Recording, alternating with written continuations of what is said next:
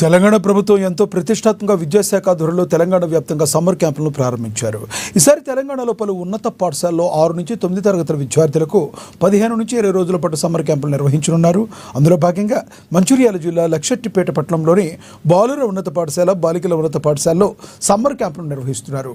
ఈ క్యాంపులో spoken English, speed maths, dance, music, yoga, meditation, computer, coding, paintings మొదలైన అంశాల్లో శిక్షణ ఇస్తున్నారు.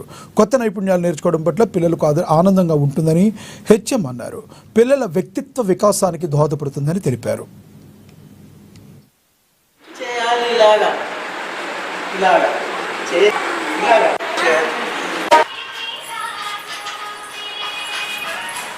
చేయాలనుకుంటారు.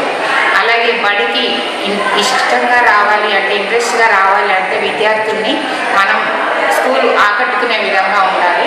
అలా ఉండడానికి ఈ వేసవి శిక్షణ శిబిరం చాలా దోహదపడుతుంది. ఎందుకంటే ఈ శిబిరం లోపల చాలా కార్యక్రమాలను మేము ఏర్పాటు చేయడం జరిగింది. దానిలో భాగంగా చిన్నారులకు ఇష్టమైనటువంటి డ్యాన్స్, అలాగే డ్రాయింగ్, తర్వాత ఆర్ట్కి సంబంధించినవి, స్పోకెన్ ఇంగ్లీష్, అలాగే యోగా కార్యక్రమాన్ని ఏర్పాటు చేయడం జరిగింది.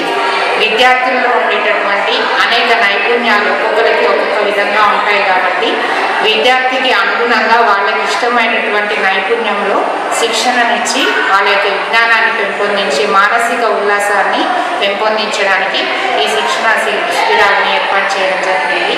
అలాగే స్కూలు అంటే ఇంట్రెస్ట్ పెంచడానికి ప్రైవేటు పాఠశాలలతో పాటు నీటుగా ప్రభుత్వ పాఠశాలను కూడా రెడీ చేయడానికి శిక్షణా శిబిరాలను 15 రోజుల పాటు ప్రతి పాఠశాలలోనూ ఏర్పాటు చేయడం జరిగింది. అలాగే మా పాఠశాలలో విద్యార్థులకి డ్యాన్స్, స్పోకెన్ ఇంగ్లీషు, డ్రాయింగ్